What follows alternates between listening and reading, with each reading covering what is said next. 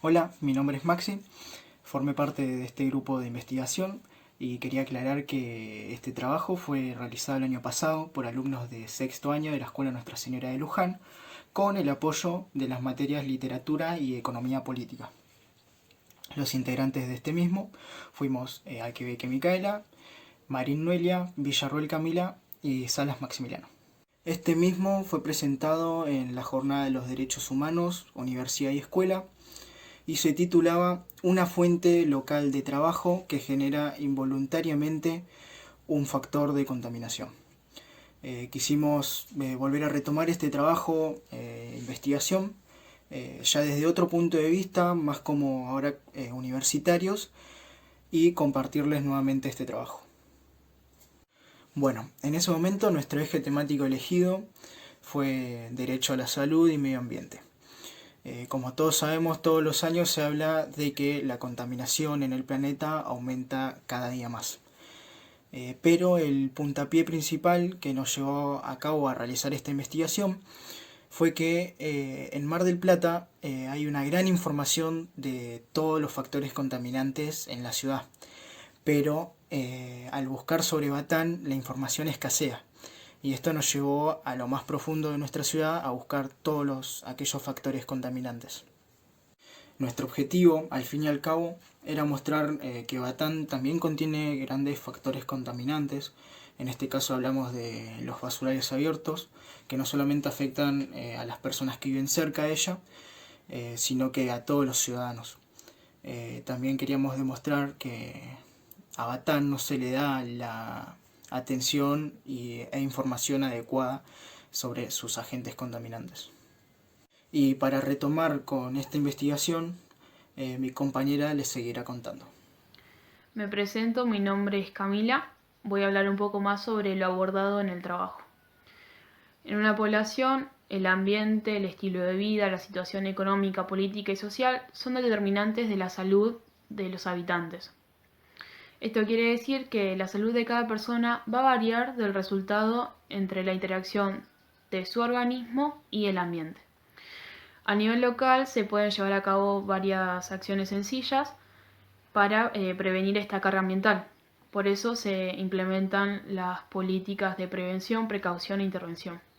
Por ejemplo, en la ciudad de Batán hay 3 hornos de ladrillos que son muy conocidos, que se ubican en la periferia de la ciudad. La elaboración de los ladrillos utiliza el mismo suelo productivo que la actividad agrícola, que es un recurso casi no renovable. ¿Por qué mencionamos todo esto? Porque una vez que la empresa deja esa excavación y ese pozo, por lo general la gente de acá en Batán y alrededores empieza a utilizar esa fosa como basurales clandestinos, que también se les llama cavas. La preocupación por parte de los vecinos, aparte del mal olor, de los bichos que se juntan, es que cuando los desechos se empiezan a acumular, el agua se empieza a estancar y los ácidos se empiezan a drenar y a arrastrar hacia las napas. Y esto hace de que la gente consuma agua contaminada. Ese no es solo el problema, sino que hace años también venimos como en el reclamo de que se pongan más días de recolección de basura, ya que la empresa solamente pasa 3 veces a la semana y es muy poco para la cantidad de gente que habita en esta ciudad. Supuestamente hay una ordenanza municipal que lo único que permite es arrojar poda y escombros en estos lugares, pero la gente, sin embargo, sigue arrojando desechos y hay varias empresas que arrojan químicos bastante fuertes. Luego está la preocupación más grande, que es cuando se encuentra una cava a 200 metros de un jardín de infantes, que es el 946, que está ubicado en el barrio del Colmenar. Por ahora los químicos vienen siendo la contaminación viene siendo a través del agua, pero eso también, a medida que va pasando el tiempo, se empiezan a largar tóxicos en el aire. A continuación, mi compañera va a comentar un poco sobre la información que recabamos a través de encuestas. Hola, mi nombre es Micaela Quebeque. Hoy les voy a contar la conclusión de nuestro trabajo de investigación que realizamos el año pasado con mis compañeros. más que nada los resultados de las encuestas, cómo nosotros llegamos a un conflicto que hoy en día repercute y que en realidad nuestro trabajo principal era ver cómo eran los hornos, cómo habían comenzado, más que nada un trabajo de investigación meramente de eso, y nos dimos cuenta que eran grandes generadores de basurales a cielo abierto, de cavas, y también más que nada quisimos concientizar al darnos cuenta de este problema. Hicimos encuestas, la gran parte nos dijeron que sí, que eran conscientes de que la contaminación repercutía en nuestra salud, de que había mucha contaminación en Batán, en nuestra localidad, en que no pensaban que había una solución de forma inmediata. Entonces, lo que tratamos de hacer fue de concientizar las consecuencias que puede tener esta contaminación. Fue muy interesante ver cómo la gente de manera particular trataba de buscar la solución o de alguna forma ayudar a que eso no se siga expandiendo. Y más que nada, dar cuenta de que mucha gente sí es consciente, pero no encuentra una solución. Sí, a raíz de nuestro trabajo de investigación de la contaminación, vimos que habían pequeñas formas de tratar de no seguir empeorando esta situación, como por ejemplo, bueno, separar los plásticos, los vidrios de forma bien organizada, pero la realidad es que no pasa, y hoy en día, después de haber realizado el trabajo, nos dimos cuenta que esa situación lamentablemente sigue siendo igual, incluso peor.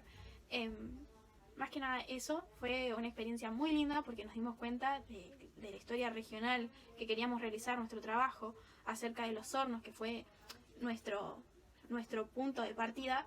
Nos dimos cuenta de este conflicto que Batán, a pesar de ser una localidad chica, tiene este problema de contaminación grande. La realidad es que encontramos cerca de 4 cavas o basurales a cielo abierto, que es mucho para la cantidad de habitantes, pero bueno, tratamos de alguna forma concientizar y tratar de llevar información también a la parte de las encuestas y decir que nosotros mismos con nuestros actos de forma particular podemos ayudar a que esta situación no se siga empeorando, y más que nada eso.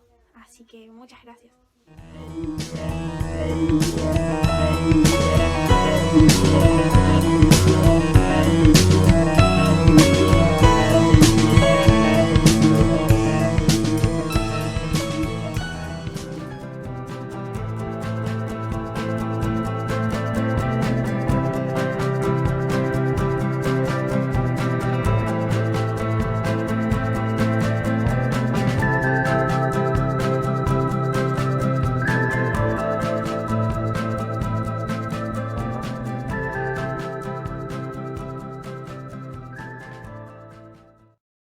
Nuestro trabajo se titula Historias del Casino Central, la vida es un juego de azar, realizado en cuarentena por García Julio, Itururu Valentín, Ollambur Bian, Pasiuli Candela y Torti Renata, del Instituto Jesús Obrero Mar del Plata. Presenta como objetivo realizar un acercamiento a la historia marplatense del Casino Central y su impacto en la población. El trabajo se enmarca dentro de las actividades llevadas a cabo por el grupo de investigación del Instituto Jesús Obrero. Mar del Plata tiene varios casinos, pero el más importante y famoso de todos es el Casino Central, ubicado en Boulevard Marítimo Patricio Peralta Ramos, al 2148.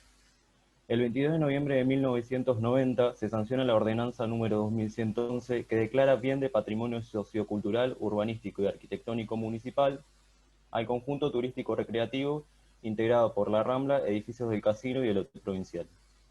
El grupo decidió investigar dicho símbolo debido a su carga histórica y familiar. Teniendo en cuenta estos factores, surgieron diferentes interrogantes. ¿Cuándo y quiénes construyeron el Casino Central y qué historias se esconden detrás de él? Las fuentes principales de nuestro trabajo son las entrevistas a Mario Daniel Pasiuli, ex casinero, y Víctor Andrés Pasiuli, actualmente casinero, ambas realizadas en un contexto de aislamiento social preventivo obligatorio ocasionado por la pandemia mundial del COVID-19. Como fuentes secundarias nos apoyaremos en 2 libros, Un mar de memoria por Elisa Pastoriza y Argentina, una historia para pensar por Rins y Winter, y en la monografía y en la investigación de Peeta Marcelo, Hombres de Negro, los trabajadores del casino marplatense. Bueno, el edificio que alberga el Casino Central fue proyectado por el arquitecto Alejandro Bustillo, que es un reconocido arquitecto a nivel nacional. Y bueno, algo importante a tener en cuenta cuando hablamos de la construcción del edificio es la rapidez con la que se llevó a cabo, ya que bueno, la fecha de inicio de la construcción fue un 15 de julio de 1938 y para diciembre de 1939 el edificio ya había sido inaugurado. Es uno de los más reconocidos a nivel mundial por su extensión, dado que en él también se encuentra el Teatro Auditorium, que es una sede que es teatro sede de grandes eventos que se dan en la ciudad, el Festival Internacional de Cine. Algo importante a tener en cuenta cuando hablamos del casino es la ubicación, ya que da frente a una de las playas más concurridas de la ciudad, que es la playa Bristol. Esto permite que los turistas que visitan la playa elijan al casino como un centro de entretenimiento. Bueno, Elisa Pastoriza, en su libro Un mar de memoria, publicado en 2009, hace mención al contexto histórico y social de la ciudad entre la década de 1930 a 1940. Con el paso del tiempo podemos ver cómo Mar del Plata se transforma, dejando atrás su pasado Belle Époque. Se convierte en un espacio donde los cambios de manera concentrada producen casas, caminos, rutas, automóviles, nuevas playas y la llegada de multitudes. La ciudad ofrecía excelentes paisajes, desde el mar, los paseos en las ramblas al atardecer, sus restaurantes y hasta teatro. Ese mismo año, él ingresa a trabajar, pero el año anterior el primo le avisa del anuncio de la apertura de las academias. Finalmente, ingresa a trabajar en la temporada de 1973. El 24 de marzo de 1976, la Junta Militar integrada por el general Jorge Videla, el almirante Emilio Macera y el brigadier Orlando Agosti, tomó como prisionera a la presidenta María Estela Martínez y se hizo cargo del poder. Los motivos del golpe se vieron expresados en diversos documentos que aludían al vacío de poder frente a las guerrillas y, entre otras cosas, llevar a cabo objetivos militares. Un tiempo después, la misma nombra como presidente a Jorge Videla. Mario Daniel Paciuli nos relata con respecto a esa época. Durante la dictadura, trabajamos con militares vigilando las mesas. Particularmente, en la guerra de Malvinas, seguimos trabajando con las ventanas tapadas porque no podía verse ni una sola luz debido a los bombardeos. Controlaba más que nada los movimientos de los juegos y los grupos de personas.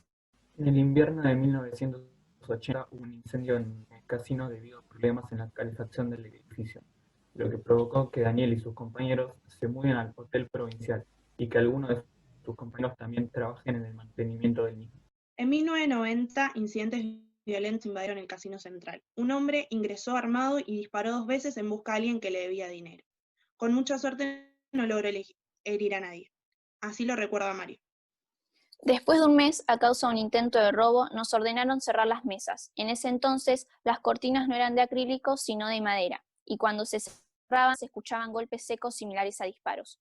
Como todas las mesas cerraron al mismo tiempo, la gente, asustada por lo que había pasado anteriormente, pensó que era un atentado y comenzó a saltar por las ventanas para escapar. En 1991 ingresaron las mujeres como empleadas de juego. Esto es un hecho histórico muy importante debido a que el Casino Central ha permanecido 52 años sin las mujeres trabajadoras en las mesas. Mario lo expresa de la siguiente forma. No hubo objeciones muy notables en el evento, aunque había muchos que comentaban cosas por demás, no con respecto al trabajo en sí, sino de la mujer en general. Daniel trabajó desde 1973 hasta 2015. Todos sus conocimientos y la persona que es hoy en día es gracias a su labor en el casino. Como es costumbre en los casineros, el día de su despedida no trabajó, sino que se dedicó a pasar por las mesas y oficinas despidiéndose de los compañeros y amigos. Sus hijos se encontraban allí. Como nos relató, Daniel volvería a trabajar en el casino, ya que fue una experiencia inolvidable, llena de hermosos recuerdos, salidas, viajes, amigos y comidas. Víctor Andrés Paciuli, el heredero de un oficio. Víctor nació el 21 de septiembre de 1982 en Mar del Plata. Es actualmente casinero desde el 2006. En el 2004 inició la academia de ayudante y en el 2005 la de pagador. Finalmente ingresó en el 2006. Nos cuenta. El régimen de entrada a esa academia era ser hijo de casineros. Para mí es un legado familiar. Todos somos hijos de casineros y seguimos el mismo oficio. Describe su trabajo como algo fantástico que le permite flexibilizar sus horarios al máximo, tanto que podría conseguir otro empleo o estudiar otra carrera. Sin embargo, el ambiente lo describe como algo tóxico, debido a que hay muchas corrientes políticas en disputa entre sus compañeros y cada vez incrementan más las situaciones violentas entre los apostadores y los trabajadores. Bueno, padre e hijo vivieron experiencias trabajando juntos y compartiendo turnos que quedarán guardados para siempre en su memoria. Andrés nos cuenta. Podría definir la despedida de mi papá únicamente con aplausos y mucho alboroto. No pude expresarle mis sentimientos porque cuando llegó yo estaba en la mesa trabajando y son cosas que nos tocan vivir como casineros. Turnos son turnos. Como conclusión y para finalizar este trabajo, creemos que hoy en día Mar del Plata cuenta con grandes instituciones históricas como lo es el Casino Central. Este edificio paulatinamente logró ubicarse como una de las atracciones lúdicas más importantes de nuestra ciudad. Entre otras cosas, ser ícono económico y sociocultural que representa Mar del Plata en el ámbito turístico, además de sus zonas balnearias. A lo largo de las entrevistas pudimos observar las apasionantes historias que hacen único a este lugar. Entre ellas el amor de un padre e hijo, compartiendo momentos inolvidables, siguiendo un legado familiar. Para finalizar, queremos agradecer especialmente a nuestros entrevistados que estuvieron predispuestos en todo momento para con nosotros. Muchas gracias.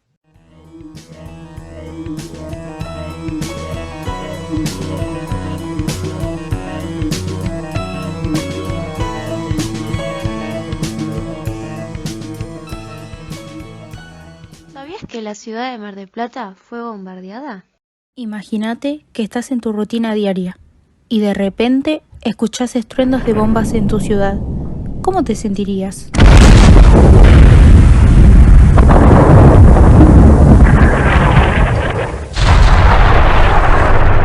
Esto lo vivió mucha gente el día 19 de septiembre de 1955. Fue causado por el golpe de Estado dirigido por Lonardi, con el fin de remover a Perón de su mandato.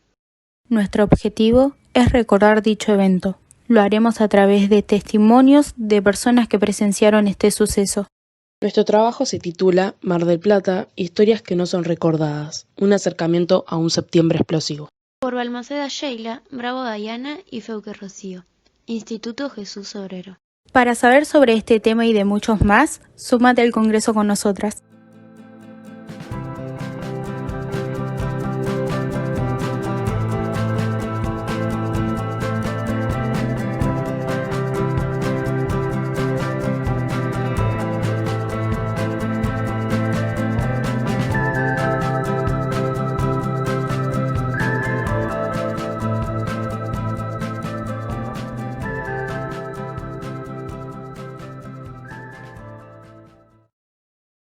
Bueno, el siguiente informe, titulado Los trabajadores del puerto, realizado por Valentina Montandón, Ornella Mucciuti y Brenda Muñoz, se centra en los diferentes trabajos del puerto de Mar del Plata y cómo estos fueron cambiando a lo largo de los años. Se realizó un acercamiento mediante entrevistas realizadas a familiares que trabajan allí. Ellos son Federico Montandón, Javier Mucciuti y Pablo Ariel Fernández. También se emplearon 2 libros, El puerto de Mar del Plata, de Patricia Gualdoni y Elizabeth Errasti, y Los trabajadores portuarios en Mar del Plata, también de Patricia Gualdoni. Estos son los que van a guiar la investigación. El 19 de mayo de este año se realizaron las entrevistas, pero de una forma diferente por el actual COVID-19 que priva de realizar determinadas actividades. Por suerte, la entrevista de Federico y de Javier se pudieron realizar personalmente por ser familia directa de las investigadoras, pero en cambio la entrevista de Pablo se realizó desde la aplicación WhatsApp. Ellos cuentan sobre cómo empezaron a trabajar en la actividad portuaria y su trayectoria a lo largo de los años. Se eligió este tema ya que muchos familiares de las investigadoras ocupan algún puesto en este lugar, pero solo se entrevistaron a 3 de ellos, ya que son muy cercanos a las investigadoras y brindaron la información necesaria. La pregunta que va a guiar este trabajo es la siguiente. ¿Cuál ha sido la trayectoria laboral en el puerto de Mar del Plata en los últimos 30 años? El puerto de Mar del Plata se ubica en la costa de esta ciudad, en el sueste de la provincia de Buenos Aires, sobre el mar argentino del Océano Atlántico Sur. Es un puerto pesquero, petrolero, cerealero y de explotación turística, encerrado por 2 importantes escolleras, la norte y la sur. El puerto se puede definir como un lugar resguardado del viento a la orilla del mar o de un río donde las embarcaciones pueden detenerse y permanecer seguras, que dispone de instalaciones para hacer reparaciones o realizar operaciones de embarque y desembarque. El funcionamiento de las actividades portuarias de Mar del Plata requieren de un grupo de profesionales para el correcto funcionamiento de las actividades de este lugar. Uno de los trabajos que podemos encontrar son marineros, fileteros, amarradores, estibadores y hay un montón de trabajos más. Según Martín y Gualdoni, estas actividades se pueden dividir en 4 grupos diferentes. Está el grupo 1, una de las principales que se puede destacar son el transporte de contenedores y el transporte de buques.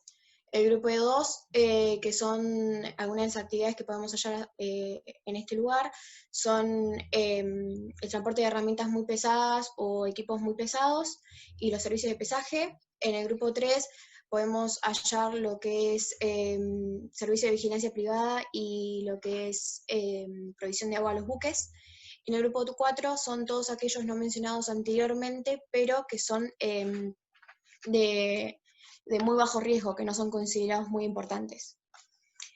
Partiendo de tres testimonios diferentes de los investigadores, de los trabajadores que entrevistamos, vamos a introducirnos más sobre este mundo y sus particularidades. Gracias al actual COVID-19, las entrevistas fueron realizadas en nuestras casas. El primer entrevistado fue Federico Montandón, el papá de una de las investigadoras. Actualmente trabaja en una empresa que se encarga de la distribución de gas. Nació en Santa Fe Capital. Vino a vivir a Mar del Plata más o menos a sus 36 años en el año 2010 junto a su familia. Y él nos cuenta que trabajaba en una embarcación llamada San Cayetano, la cual duró 3 años, pero que dejó luego un tiempo y que nos dice lo siguiente: luego de un lapso de tiempo renuncié porque se me hacía un trabajo muy duro al estar tan lejos de mi familia por mucho tiempo. El siguiente entrevistado es Javier Mucciuti, papá de una de las investigadoras. Actualmente trabaja en la carga y descarga, nació en Concordia, Entre Ríos, llegó a Mar del Plata con 18 años en 1998. Cuenta que entró a trabajar al puerto en la planta Solimeno gracias a su hermano, quien también trabaja actualmente en el puerto. Sobre el trabajo en sí nos cuenta: es un trabajo muy pesado y sacrificado. Cuando recién empezaba había mucho más trabajo que hoy en día. Antes trabajaba más horas, entraba más temprano y salía más tarde. Esto por un lado es mejor porque no estoy tanto tiempo en el trabajo, pero también es complicado porque tengo menos ingreso. Pablo Ariel Fernández, tío de una de las investigadoras, nació en Mar del Plata, actualmente trabaja como marinero. Él nos cuenta que empezó a trabajar hace 36 años en el puerto, arrancó a los 16, hoy en día tiene 52 y está a punto de jubilarse. Y él describe su profesión así: es un trabajo muy duro y sacrificado. Tengo que dejar a mi familia y hay veces que casi por 3 o 4 meses no sé nada de ellos. Mucho esfuerzo, todo por un bienestar familiar. Y luego agrega: estando en el mar se pasa mucho frío. Hay veces que nos agarran temporales y hay unas olas enormes que hacen que el barco se mueva mucho, pero para mí no es nada, ya estoy acostumbrado. Siempre dije que me siento más seguro cuando estoy en el agua que estando afuera en tierra. Ahora vamos a hablar un poco sobre los puestos de trabajo que ocupaban nuestros entrevistados. El primero es Federico Montandón y nos cuenta: cumplí el rol como navegante, es decir, que me embarcado durante 2 semanas más o menos. Dentro del barco tenía el puesto de jefe de máquinas, que es el área que se encarga del correcto funcionamiento de los equipos mecánicos dentro del barco. También agregó que antes de ocupar ese puesto en el puerto, ocupó otro trabajo que era de metalúrgica y nos explica que es la que se encarga de hacer las plantas en los barcos para los procesamientos de los pescados. Javier contó: cuando entré me dediqué a la limpieza en la parte donde estaban los fileteros. Después pasé a la parte de carga y descarga, después al empaque y actualmente volví a la carga y descarga. Pablo Ariel Fernández nos cuenta: cuando entré arranqué como aprendiz de marinero. Después por un tiempo trabajé de redero reparando las redes y hoy en día soy personal embarcado, marinero. Javier agregó: creo que a futuro voy a cambiar mi puesto de trabajo. Ya lo hice varias veces. Es necesario cambiar. Hacer lo mismo siempre y por tanto tiempo te trae muchas consecuencias, en mi caso físicas. Con respecto al trabajo, creo que va a disminuir muchísimo. Federico Montandón agregó: lo que va a pasar en el puerto futuro es lo siguiente: los barcos van a seguir trayendo pescado hasta que las fábricas llenen sus cámaras frigoríficas, como decir que llenen stock, ya que no hay exportaciones. Mientras siga la pandemia, el puerto es pan para hoy y hambre para mañana. Yo calculo que más o menos el puerto tiene para un añito más. Para ir cerrando, lo que sacamos como conclusión fue que si bien el puerto tiene muchas virtudes, como por ejemplo el turismo, también tiene sus desventajas. Los trabajos en él son muy duros en general y muchas veces puede traer consecuencias como por ejemplo problemas físicos por el trabajo forzado. La vida en el puerto, el esfuerzo El sacrificio y el tiempo que uno debe dedicarle es muy grande y a veces no trae muchos beneficios. El puerto es un tema muy interesante, ya que tras un lindo aspecto y un gran reconocimiento están las vidas de todos los trabajadores. También creemos que el trabajo que realizan estos trabajadores en el puerto se debe valorar mucho más porque no solo ayudan a sus familias, sino también a la ciudad e incluso a nivel país. Bueno, nosotros vamos a aportar nuestro trabajo. Nosotros somos Foscan Santiago, Lagos Mateo y Huerci Ferreira Enzo, alumnos de sexto año, promoción 2020 del Colegio Jesús Obrero de Mar del Plata. Nuestra investigación comenzó con el trabajo de campo, en un lugar llamado Plazoleta de los Estudios. Esta plazoleta está ubicada en Lisandro de la Torre y Guanani, en el barrio Peralta Ramos Oeste, a unas pocas cuadras del Estadio Mundialista. Es por eso que también el lugar se lo conoce como barrio mundialista. Además de estar a pocas calles del lugar mencionado, también se encuentra a 2 cuadras de la institución a la que asistimos. Para mayor información podemos localizar esta placita en la diagonal Lisandro de la Torre, la cual inicia en la bifurcación de Juan B. Justo y Avenida Peralta Ramos. Volviendo a la plazoleta, es una plazoleta que vemos a ver, ya que la cruzamos cuando íbamos al colegio o cuando íbamos a la casa de amigo. Y siempre nos llamó la atención por qué se llama Plazoleta de los Estudios. Fue ahí cuando, empezando a investigar, le preguntamos a distintos vecinos que se encargan de su mantenimiento si nos podrían brindar información sobre esta.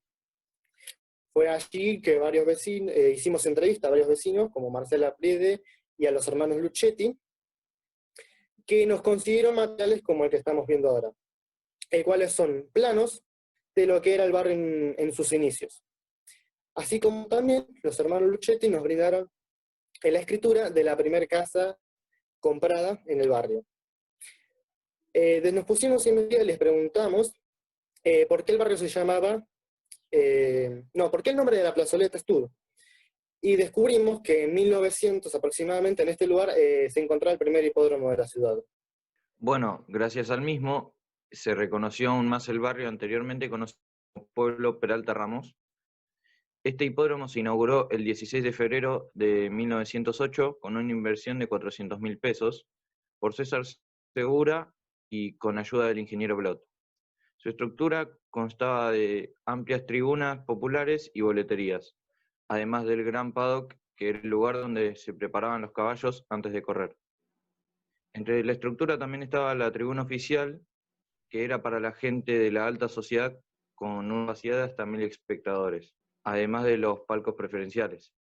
En ese momento se contó con la presencia de Carlos Gardel, que era fanático de las carreras de caballos, y creemos que de ahí surge la canción Por una cabeza. Conforme a las carreras se realizaban apuestas que estaban fiscalizadas y la mayor parte de lo recaudado se destinaba a entidades benéficas para las clases más bajas. Posteriormente a eso, hubo un periodo de recesión hasta el año 1923, en el mes de enero, que reinició el hipódromo con un programa de 5 competencias.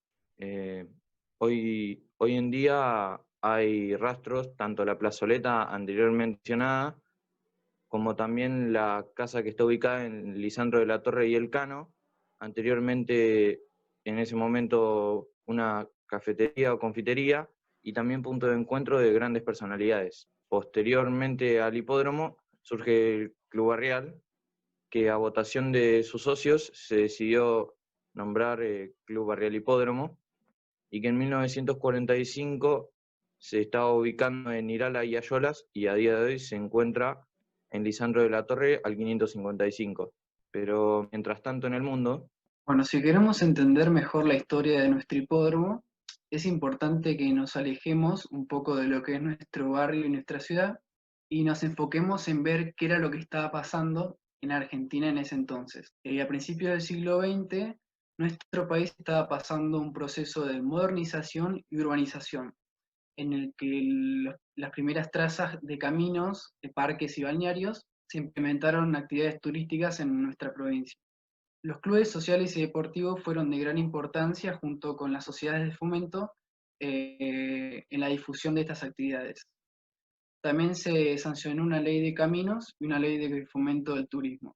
Bueno, para 1886 ya se había instalado el ferrocarril del sur, que se había extendido hasta nuestra ciudad, y fue ahí que nuestra ciudad pasó de ser el antiguo saladero a ser un balneario elitista.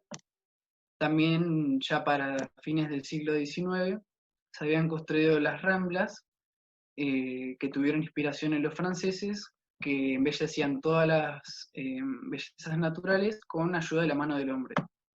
La difusión y propaganda fue de gran importancia, ya que ofrecía todas las bellezas de nuestra ciudad, tales como el clima, las ramblas, la avenida central, el ferrocarril, etc. Hacía ya casi un siglo, Buenos Aires había dejado todas prácticas coloniales españolas, como las corridas de toros, y para 1890 Buenos Aires contaba con 2 hipódromos: el Hipódromo Nacional, que está en el barrio Belgrano, y el Hipódromo Argentino, que está en el barrio Palermo. Estos hipódromos y sus alrededores fueron un verdadero furor, ya que en estos se realizaban apuestas clandestinas y quinielas también clandestinas entre el público y los dueños de los caballos. Si bien todas estas prácticas fueron prohibidas por la ley en 1902, continuaron por muchos años más, entonces la gente que seguía apostando tenía que estar muy atenta para no ser vistos por los policías. Después, ya más tarde, en 1930, se produjo un fuerte nacionalismo en nuestro país y surgieron revistas con el deber de mostrar las bellezas nacionales, como por ejemplo las bellezas de nuestra ciudad. También se produjeron grandes crisis económicas y políticas, tanto internas como externas, y se masificaron las ciudades a causa de la inmigración extranjera, que trajo un montón de cambios, como por ejemplo en la ropa, en las costumbres, en la moda. Y después, más adelante, en 1940, se construyó el Gran Hotel Casino junto con las instalaciones de Playa Grande. Y fue a partir de esta década que Mar del Plata, El Coche y Miramar pasaron a formar parte de las agendas turísticas. Y volviendo al inicio de nuestra investigación, En las siguientes imágenes podemos ver el paso del tiempo, cómo afectó a la plazoleta. En la primera imagen podemos ver que era un terreno baldío sin mucho que otorgar, pero en las siguientes imágenes ya podemos ver cómo tiene árboles, arbustos y hasta bancos. Y por último, en las siguientes imágenes podemos ver sus mejoras, las cuales son murales que se le fueron hechas por los 2 muralistas, los cuales son Marcelo y Omar, que fueron contratados por un grupo de vecinos para decorar el entorno de la plazoleta. Bueno, con respecto a las fuentes, mayormente fueron información brindada por los vecinos, como recortes periodísticos o entrevistas a los hermanos Luchetti, además de páginas web y también referencias a libros que nos ofrecieron nuestros docentes.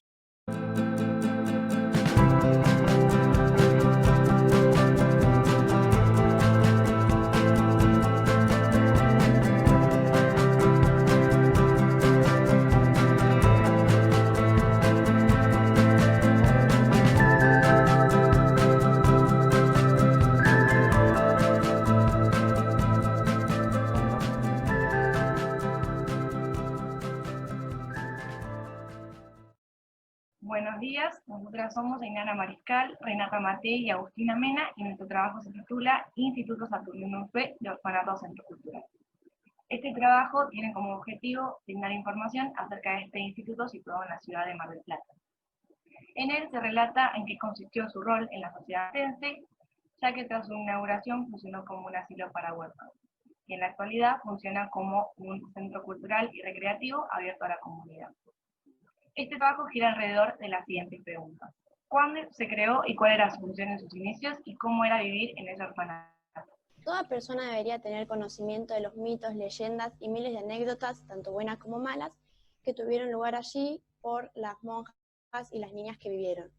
Nuestra fuente principal fue el libro Mi hogar, la minoridad, de Mary Bichi, de donde obtuvimos la mayoría de los testimonios que se utilizaron a lo largo del trabajo. El Instituto Saturnino Sue comienza su historia en el acto de inauguración, el 5 de marzo de 1912, en presencia de Roque Sáenz Peña, quien era presidente en esa época. Fue mandado a construir por encargo de las hermanas María de la Concepción Unsue de Casares y María de los Remedios Unsue de Alvear, en memoria a su padre, como un albergue para niñas huérfanas en situación de pobreza. El cuerpo principal del edificio es simétrico y tiene forma de H. Dividida en dos plantas se encuentran los dormitorios, las aulas, la zona de clausura, la cocina, el comedor y el salón de trabajo. Toda la planificación, desde la cúpula al basamento de las columnas, está inspirado en números. En este caso, el número 8, que se encuentra frecuentemente repetido en los planos del templo y en la decoración.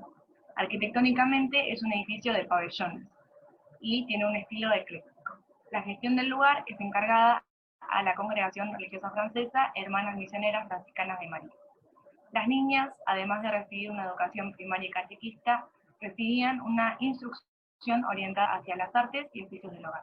En el libro autobiográfico titulado Mi hogar, la minoridad, de Mari Vicci, la autora nos cuenta acerca de su niñez y su estadía en distintos asilos. En la tercera parte del libro nos cuenta sobre cómo es enviada a un nuevo asilo en otra ciudad que tiene más. Ella dice, al atardecer entramos en zona urbanizada. El micro trepó por una colina y ante mí apareció el mar inmenso sin horizontes. El cielo se perdía al fondo formando un manto luminoso, marcando pliegues entre las nubes. Ni esa maravilla pudo quitarme la tristeza. Ya en plena ciudad bajamos frente a un edificio semejante a una cárcel.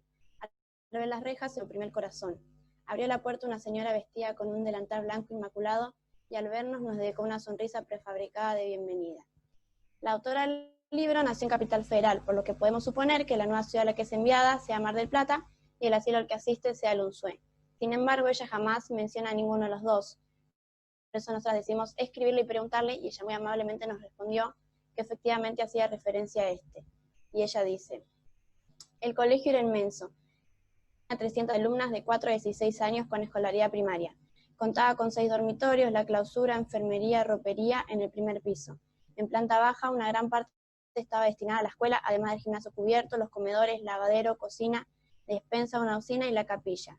El edificio tenía de forma de U. En el medio había un patio inmenso. Al terminar comenzaba un gran jardín con una cantidad de flores bonitas y variadas, cortado por caminos que daban toda la vuelta al parque. En el medio se levantaba la estatua de San Francisco de Asís. Al fondo del parque había una gruta con la imagen de la Virgen. A un costado estaban los juegos y al otro se encontraba la colonia o edificio de veraneo. Según Vicci, el dormitorio de sexto grado quedaba justo frente a la clausura. El largo pasillo que lo separaba desembocaba en un gran ventanal con vista al mar. Ocultándose hasta de los pájaros dormidos, subimos a la terraza, y de allí trepamos al inmenso campanario. Tenía 4 campanas de bronce cuyos badajos a esa hora de la tarde brillaban con los últimos rayos del sol. Cada 15 minutos tocaban un cuarto del Ave María, y a la hora se podía escuchar la melodía completa. El panorama no tiene límites. Desde ahí se apreciaba todo el mar, la costa, el cielo bañándose en el horizonte. Era una belleza. En estos 3 fragmentos, Mari hace una breve descripción de cómo era la estructura en esa época y que resulta muy acertada a la realidad.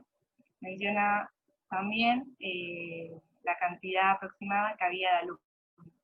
Un documento del Instituto Saturnino Unzué nos confirma que en sus años de mayor ocupación había entre 350 y 370 alumnos. Vicci también nos cuenta algunas anécdotas de cómo fue vivir en el asilo ubicado en la ciudad de Mar del Plata. Los relatos más cautivantes son los siguientes.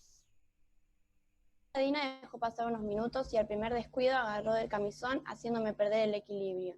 Caí aparatosamente al costado de la cama. Traté de levantarme, pero un feroz puntapié me dejó aplatada las baldosas. Una lluvia de golpe me desparramó por el suelo y ante la impotencia le mordí la pierna. La monja me soltó pegando un grito y aproveché ese instante para salir disparando. Continuando con su relato, Vicci escribe: atacar a una hermana es algo muy grave y tendrás por ello un castigo ejemplar. Pasarás toda la noche arrodillada con los brazos en cruz, y si te niegas, continuarás todo el día de mañana, hasta que cumplas. Por supuesto que no cumplí la orden voluntariamente. La celadora logró su objetivo a través de un cachetazo. Con su poderosa mano sostuvo mi cabeza agachada y colocando sobre mis pantorrillas me dejó inmóvil. Se puede observar que la experiencia que tuvo Mari no fue muy grata, que las hermanas aplicaron castigos físicos sobre ella varias veces a pesar de que era tan solo una niña. Estas situaciones eran claramente un abuso de autoridad, ya que las niñas no podían defenderse y tampoco tenían quien las defienda. El asilo cerró sus puertas y dejó de funcionar como un asilo para niñas huérfanas en el año 1997 debido al creciente deterioro del edificio. El 16 de mayo de ese mismo año fue nombrado Patrimonio Histórico Nacional. El futuro del edificio queda asegurado y protegido en 2007, cuando bajo la presidencia de Néstor Kirchner se consiguen los fondos que dieron inicio a los trabajos de restauración y puesta en valor. El mismo año comienza la primera de 4 etapas del plan de recuperación del UNPE, siendo inaugurado su obra de teatro en septiembre de 2009 por la presidenta Cristina Fernández de Kirchner. Los trabajos continuaron y se estimaba un plazo de 36 meses para su finalización. El asilo iba a tener una función ligada al turismo social. La restauración del año 2007 fue llevada a cabo por el Gobierno Nacional, con asistencia de la Universidad de Arquitectura de Mar del Plata, Alejandro Novakovsky con su cátedra de restauración, el Ministerio de Desarrollo Social y el Ministerio de Obras Públicas. La licitación del edificio la ganó una empresa privada llamada Construcciones La Plata. La última licitación se realizó en el año 2013 y no volvió a realizarse por cuestiones económicas, aunque en la actualidad se encuentra en restauración la capilla. El Ministerio de Desarrollo Social de la Nación, a través de la Secretaría Nacional de Niñez, Adolescencia y Familia, transformó aquello que era concebido como un acto de caridad en un acto de reparación, cuyo principal propósito es el fortalecimiento de las familias como primer espacio donde las personas aprenden, construyen y comparten su crecimiento. A inicios del año 2014 se da inicio al programa Espacio UNSUE, con diferentes actividades para el disfrute de la familia y los niños, que se da de manera libre y gratuita hasta la actualidad. Como conclusión, nosotras queríamos decir que la realización de este trabajo busca resaltar la importancia que se merece este monumento histórico en la ciudad de Mar del Plata. Fue reconocido como tal debido a su historia, su cultura y su arquitectura, que es majestuosa. También en torno al asilo se cuentan muchos mitos y muchas leyendas. Nosotras queremos que la gente que sea de Mar del Plata y desconoce sus inicios, las experiencias que las niñas vivieron allí y los sucesos que tuvieron lugar, sean más conocidos. Este lugar pasó de ser un orfanato donde las menores eran educadas para realizar diferentes trabajos a hacer un centro cultural que busca integrar y brindar actividades de esparcimiento y interés cultural a niños que no tienen acceso a sitios recreativos pagos. Para finalizar, nos gustaría compartir la siguiente frase. Me encanta que los edificios antiguos se reciclen, que se mantengan la forma, pero cambie el uso. Que aquello que alguna vez tuvo una función, ahora pasa a tener otra. Que las cosas no se abandonen sin más.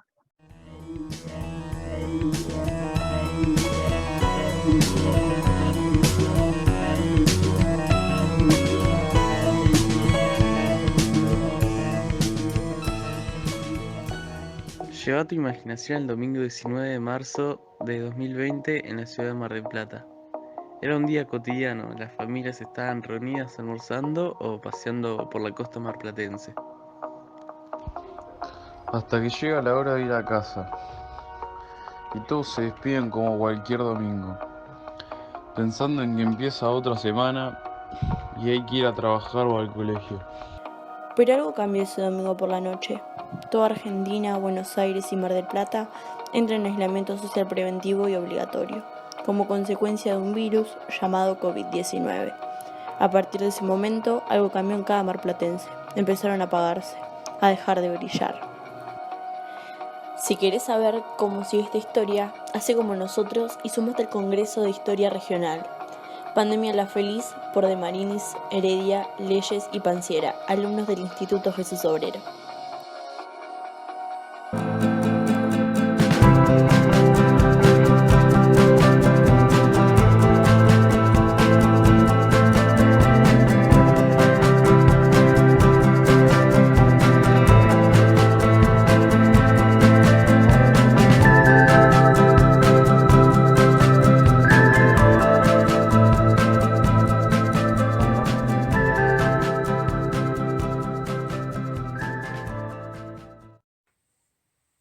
Mar del Plata y los Juegos Panamericanos de 1995 por Martín Olave y Candela Paciuli. Este informe hablará acerca de los 12avos Juegos Panamericanos realizados en la ciudad de Mar del Plata entre el 12 y el 26 de marzo de 1995. Tenemos como objetivo acercarnos a este gran evento a través de la pregunta ¿cómo se vivieron los Juegos Panamericanos de 1995? Cuando pensamos en estos juegos, la imagen que se nos viene a la mente es la de Nora Alicia Vega sosteniendo la antorcha, encendiendo el pebetero de la jornada inaugural.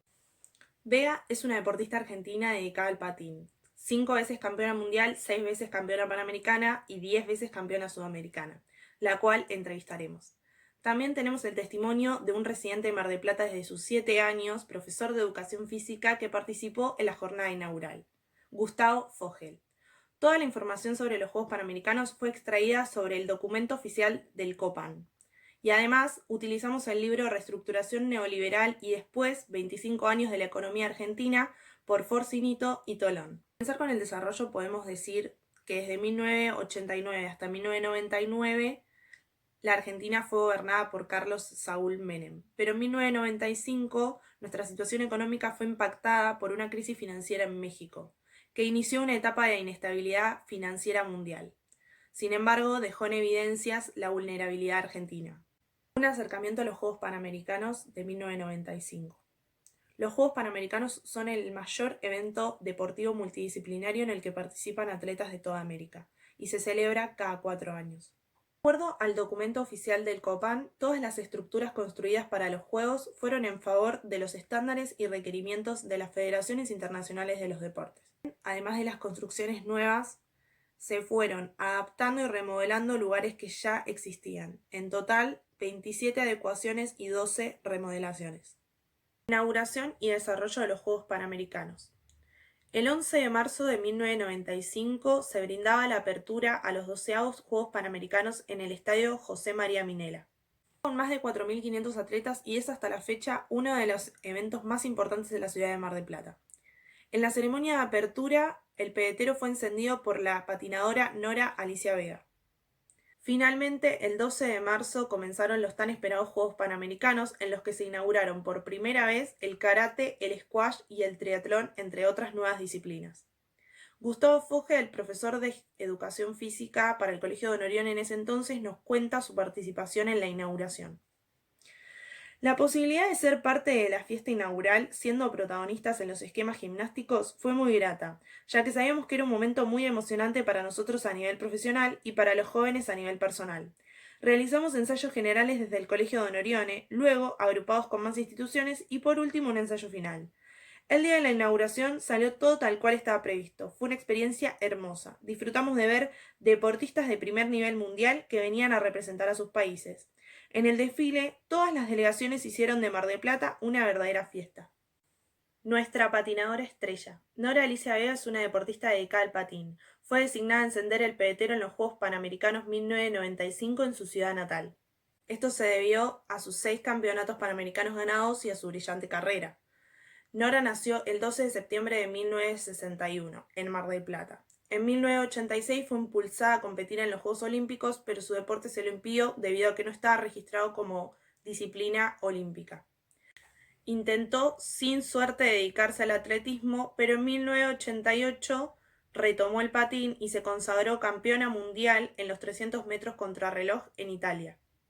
Ella nos cuenta su participación en los Juegos Panamericanos de 1995. Mi participación en los Juegos Panamericanos de Mar del Plata en 1995 fue sumamente importante por muchas cosas. Primero, porque eran mis segundos Juegos Deportivos Panamericanos. Segundo, porque era en mi ciudad y en mi pista, el lugar donde había pasado la mitad de mi vida patinando. Tercero, porque en la tribuna estaba mi familia. Yo había participado en otros juegos, había salido campeona del mundo, pero siempre en el exterior. Y era la primera vez que mi familia me iba a ver correr un campeonato panamericano. Entonces era doblemente importante. Estar en mi lugar y en mi pista también daba mucha presión, por la gente y por la fe que ponían en mí. Un evento muy importante dentro de los Juegos Panamericanos es la designación para encender y apagar el pebetero. El organismo encargado de dicha elección es el COPAN, el Comité Organizador de los Juegos Panamericanos. Nora nos cuenta cómo fue su experiencia. El COPAN me designó para encender el pebetero en la inauguración, en el Estadio Mundialista. Esa noche fue terrible, muy emocionante. No hay palabras para describir las sensaciones de esa noche. La emoción, el orgullo, todo. La responsabilidad de encender el pebetero es muy grande. Es el símbolo de la inauguración de los Juegos. Así como en las fiestas de clausura se apaga y significa el cierre. Son 2 momentos fundamentales. Aquellos que pudieron ver los Juegos Panamericanos pudieron sentir las energías imparables y el entusiasmo de la gente. Me paré en la línea de partida. El patinódromo estaba repleto de gente.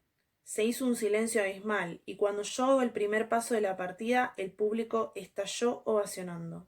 Para el que lo sintió fue estremecedor. Yo estaba tan concentrada en la carrera y en lo mío que no logré dimensionarlo como pudo hacerlo la gente u otros corredores.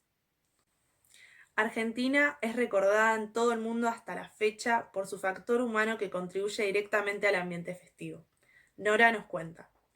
Habían pasado muchos años y me encontré en un campeonato del mundo con un velocista norteamericano, Derek Parra, quien después de ser varias veces campeón del mundo sobre ruedas fue campeón olímpico sobre hielo. Esto te lo cuento para que sepan de qué talla de deportista les hablo. Me dijo, no me voy a olvidar jamás de tu partida del 95, cuando se hizo ese silencio y de repente vos partiste y todas las personas empezaron a alentarte. Eso no lo viví nunca en ninguna parte del mundo. Fueron para mí los momentos más lindos de los Panamericanos. Que alguien tan importante como Derek lo recuerde así es muy valioso y me genera orgullo de mi país. Nora ganó aquella carrera y logró el tercer puesto en los 500 metros por eliminación de pista. Para cerrar, dejamos una última frase de la entrevista de Nora, la cual nos pareció sumamente importante para nuestro trabajo. Se disfrutó mucho, la gente apoyó un montón. El marplatense lo disfrutó porque fue una verdadera fiesta para la familia del deporte. Lo recuerdan siempre. Yo me sigo cruzando con gente de Mar del Plata y me hablan felices de aquellos recuerdos de los Panamericanos de 1995.